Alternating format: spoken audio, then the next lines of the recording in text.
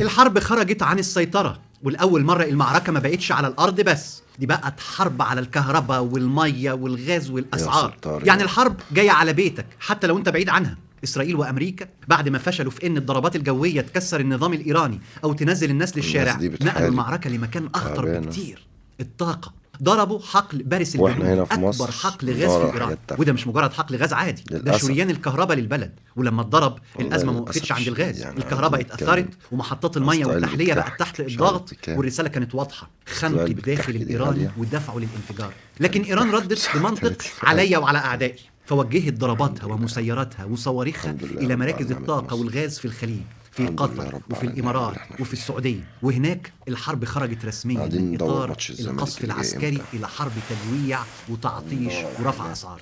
النتيجة: أسعار النفط والغاز قفزت، والعالم بدأ يتكلم عن موجة تضخم جديدة، يعني كهرباء أغلى، نقل أغلى، أكل أغلى، سكن أغلى، وفاتورة هتوصل لكل بيت حتى لو أنت بعيد عن الصواريخ بآلاف الكيلومترات. أخطر حاجة في اللي بيحصل دلوقتي إن الحرب ما بقتش بس مين يكسب الميدان، بقت مين يقدر يوجع الناس أكتر ويستحمل الانفجار الاقتصادي قبل التاني. التفاصيل الكاملة في حلقة الليلة من خفايا على اليوتيوب، هتلاقوا الرابط في التعليقات.